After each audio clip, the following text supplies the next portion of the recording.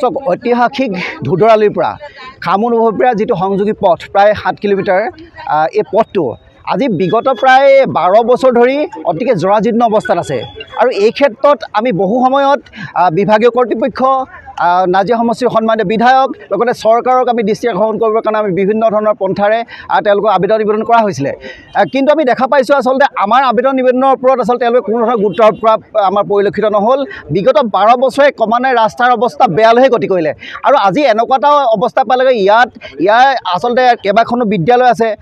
দুখনকৈ হাইস্কুল আছে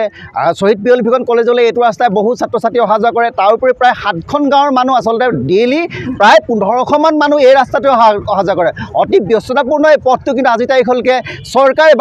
বা বিভাগে আচলতে মেৰামতিৰ কোনো ব্যৱস্থা নকৰিলে আমি আজি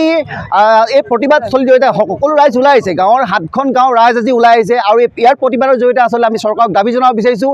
এই যিটো ঐতিহাসিক ধুধৰালিৰ পৰা ঐতিহাসিক খামুনবৰপীয়া সংযোগী যিটো পথ এই পথটো অনতিপলমে মেৰামতিৰ ব্যৱস্থা কৰক ইয়াৰ অন্যথা কিন্তু পৰৱৰ্তী পৰ্যায়ত ৰাইজে আচলতে অতি জংগী আন্দোলন কাৰ্যসূচী গ্ৰহণ কৰিব এইটো একেবাৰে খাটাং আমাৰ সন্মানীয় নাজিৰা সমষ্টিৰ বিধায়ক দেৱব্ৰত শইকীয়া ডাঙৰীয়াক আচলতে আমি অনুৰোধ জনাব পাৰিছোঁ আপুনি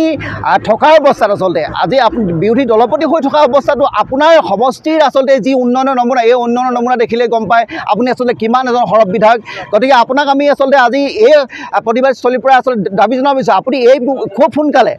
সোনকালে মাত্ৰ 5 দিন সময় দিছোঁ আপোনালোক আচলতে এই 5 দিনৰ ভিতৰত ইয়াৰ ব্যৱস্থা এটা সুব্যৱস্থা কৰক ইয়াৰ অন্যথা কিন্তু আপোনালোকে পুনৰ প্ৰতিবাদৰ সন্মুখীন হ'বৰ কাৰণে বাধ্য হৈ থাকিব কৰ্তৃপক্ষ আৰু সংশ্লিষ্ট সকলো পক্ষলৈকে আজি এই ধৰ্ণাস্থলীৰ পৰা পুনৰবাৰ অনুৰোধ জনাইছোঁ নিবেদন জনাইছোঁ যে তেখেতসকলে অনতিপলমে আলিটো আমাক যাতায়াতৰ উপযোগী কৰি দিয়ক আৰু এই কৰিবলৈ যাওঁতে নামতি চাৰিআলিৰ ওচৰতে ধুধৰালিৰ কাষৰ এই অঞ্চলটোৰ আলিটো বেছিকৈ বিধ্বস্ত হৈছে আৰু ইয়াৰ দুয়ো কাষৰ যিবোৰ নলা এই নলাবিলাক প্ৰায় বন্ধ হৈ গৈছে